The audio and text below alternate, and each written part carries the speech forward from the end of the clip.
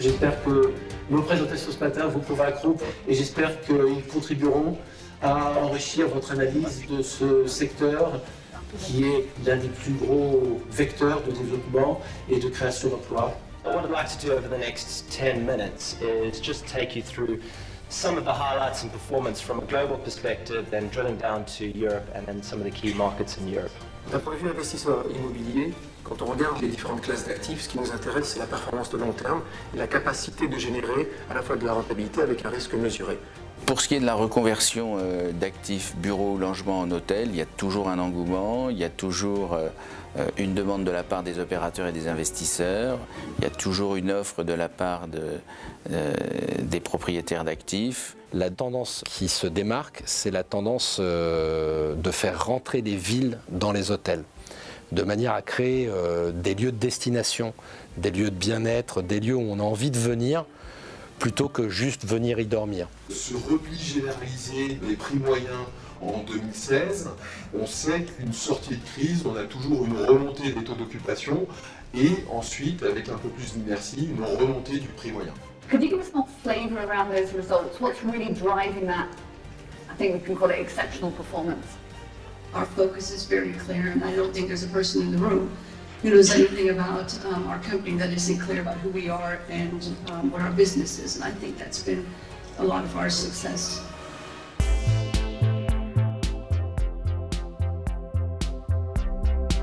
C'est dans notre intérêt que les marques sont vraiment performantes et ça ce qu'on voit aussi, c'est un peu une garantie aussi pour les financiers avec une marque forte, un opérateur fort, que le cash flow va être là, il va être une mois et ça je suis convaincu, c'est très lié pour les forces de la marque. Donc l'actif, il y a deux choses qui sont à prendre en compte pour nous. C'est sa capacité à générer du cash flow, à générer du revenu stable. Et deuxièmement, est-ce qu'on a un actif liquide qu'on peut valoriser, qu'on peut revendre. Aujourd'hui, notre stratégie, c'est un développement hôtelier dans Paris Intramuros, ou bien dans le cadre d'une programmation mixte, donc en province, avec surtout pour ambition de faire venir des enseignes innovantes. La durée est prioritairement, ou la première recherche, les périodes fermes de 12 ans sont bien entendu des mots qui séduisent les investisseurs. Sécurité veut dire avant tout sécurité, pas nécessairement toujours surperformance ou création de valeur. On ne peut pas tout prévoir, mais en tout cas ce qu'on peut prévoir, c'est qu'à un moment donné, il y aura besoin de faire des rénovations. Il faudra avoir un élément de confiance, d'intuitu personnel, où là on va être dans une situation d'intérêt commun, où il y avait peut-être avant des intérêts divergents.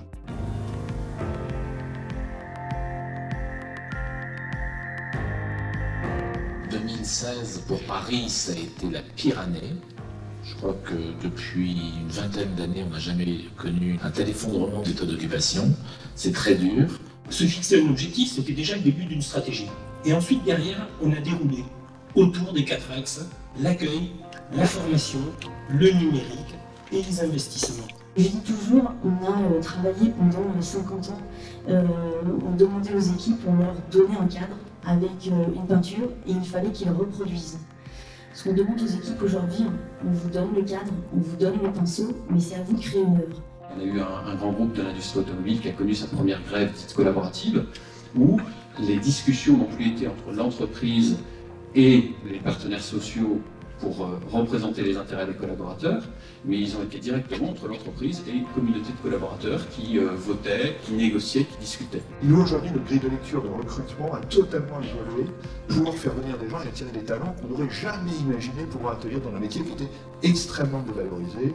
Et moi, les CV qu'on reçoit arrivent de l'ESCP, de l'ESSEC, de Sciences Po, et donc effectivement, il faut faire attention à ce que nos enfants ne pensent pas que l'hôtellerie est le parachute pour tout le monde.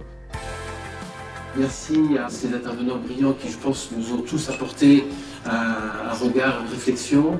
À l'année prochaine.